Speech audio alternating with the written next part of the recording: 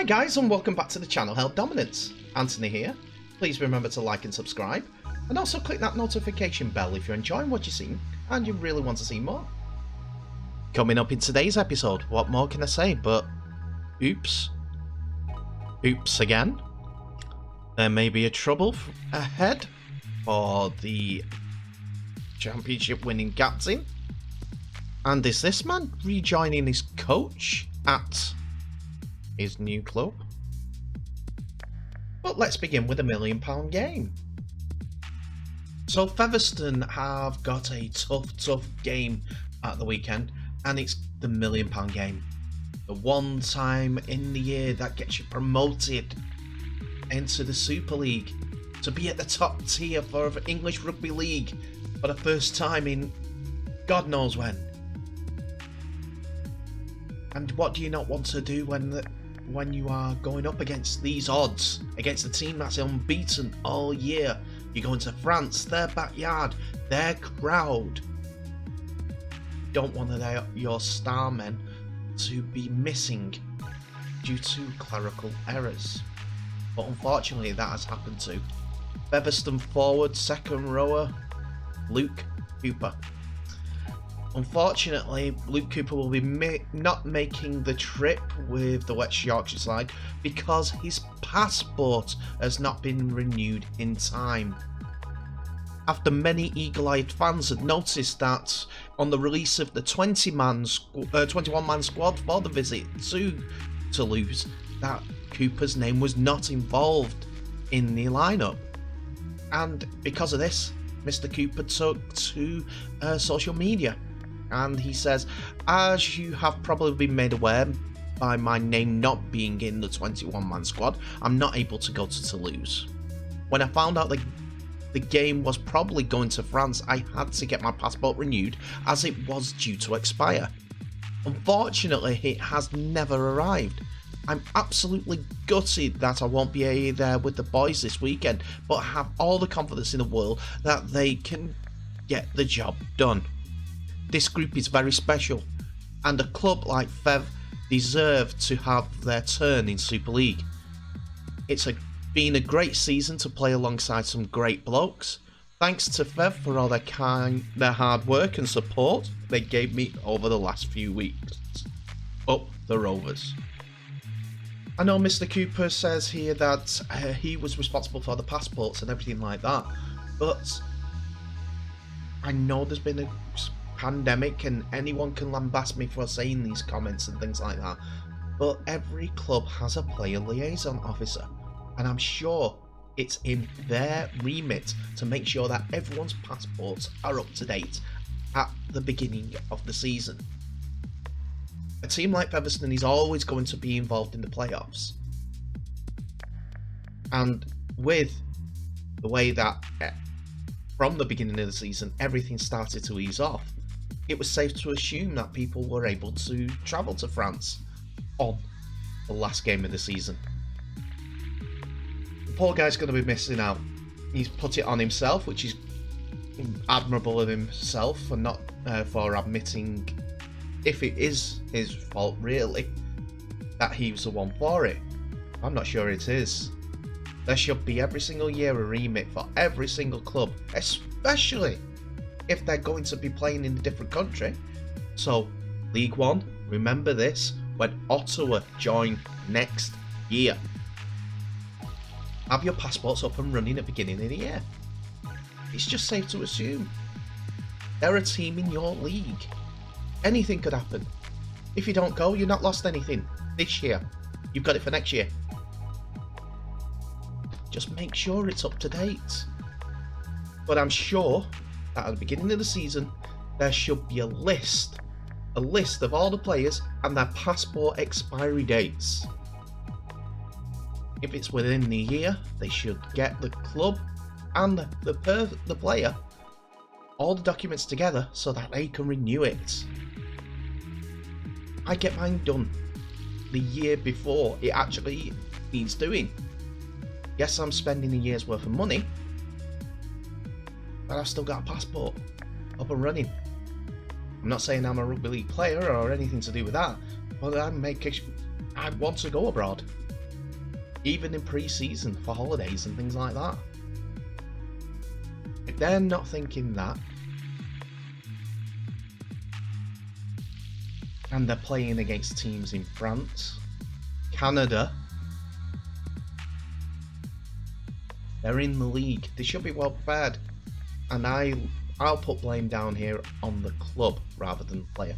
Player's putting it on himself because it's his passport, yes, but they're playing teams in France, and if it was looking more and more likely that they're going to be playing a team in France during the season, then it's safe to assume you should get your passport renewed. What if it was in the Super League next year? He'll be either massively fined, or the club will be massively fined for not doing their job. Anyway, I can go on forever. I wish Featherstone all the luck in the game against Toulouse. Made the best team win. And we're looking forward to reporting on either team when it comes to Super League next season. So it was announced today that Hull have released Tonga winger Mane Fonua from his final year of his 3-year contract. The club say they've reached a financial settlement with the 28-year-old Mane Fonua, who has been in his second spell with the Hull side since returning from a spell with the West Tigers in 2019. It is thought that Hull made the move in order to give coach Brett Hodgson the opportunity to freshen the squad up after a disappointing season in 2021. The club have been linked with Fiji forward Kane Evans following the release of the New Zealand Warriors player. In a statement, the Hull FC have said, Hull have today agreed a financial settlement with Mane Fonua, which will result in his immediate release of his registration from the club. The club would like to wish him luck in his next stage of his career. To be painfully honest, I'm very surprised about Hull with that such a short statement for someone who's been to the club once, went away and then came back again because he liked the club. He didn't have to come back for a second time. I know it probably because of Lee Radford, but he played for Hull, and they would have surely thanked him a lot more because of it. But then he's gonna be linked with his old boss now that his boss is bringing in his own players, and as I said, his old boss Lee Radford, and that gives me the feeling that he's off to Castleford Tigers. Don't know if that's true or not, but it's the logical step, as he's not made inklings about leaving to go to Australia like a few players have that are leaving at the end of the season. So a move for Mane Fonua from Hull to Castleford will be in the offing. Let's see how it works out. We're going to probably be 2 + 2 = 5 at this point, but 4.5 more likely, as the final decision might not be made for some time, as we are, what is it, 5 months away from the beginning of the new season, with this season not yet finished. Anyway, it'll be interesting to see who goes to Castleford, as this gentleman is possibly the most likely in the favourite for the wing position that seems to be left open by Greg Eden, who's yet to agree a contract with the Castleford side. So there may be trouble ahead for Nathan Cleary here, posing with his dad with the NRL Grand Final winning trophy, as the NRL Integrity Unit will be questioning Penrith Star after police alleged that 3 men entered Queensland illegally to watch the NRL Grand Final. It is reported that the 3 men from Sydney who the police were allegedly on the way to Queensland with what's been said as incorrect border passes, may be known to Cleary. It has been suggested that Cleary was aware of the alleged border breach, and the NRL Integrity Unit will be speaking to Cleary to gain more information about the matter. The Sydney Morning Herald reported that reports a New South Wales police officer saw a photo of the men partying on the Gold Coast, which was alerted to the authorities as a possible breach of COVID-19 border policies. I must stress that these allegations that they may know Cleary are just allegations at this point. There is no sentence anywhere that says that it is, but the police are treating it and the NRL are treating it as a border breach. In a statement, Queensland Police said the 3 men have been fined and returned to New South Wales after allegedly crossing the border illegally on Saturday to attend the NRL Grand Final in Brisbane the following day. Police investigations alleged the trio travelled from Sydney to Queensland through the M1 on the Gold Coast shortly after 2:30 p.m. on Saturday, October the 2nd, with incorrect border passes.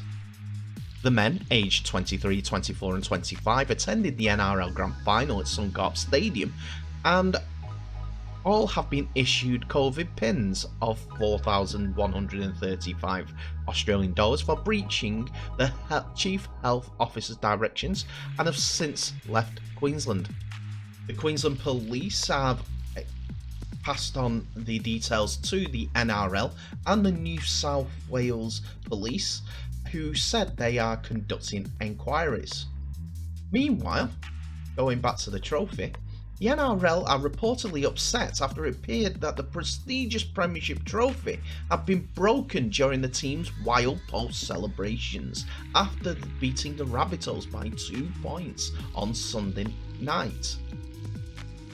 Photos posted on social media showed the iconic Provan Summons trophy, which immortalises the famous image of Norm Provan and Arthur Summons together, appearing to have been destroyed into separate pieces. As first reported in the Daily Telegraph, the NRL are aware of the images and have asked the club for a further explanation as part of their investigations. AAP reports NRL Chief Executive Andrew Abdo has been upset with the team's behaviour and its treatment of the revered trophy. The report claims Panthers could be forced to foot the bill of any repairs needed to be made to the trophy, which is estimated to be worth around $300,000.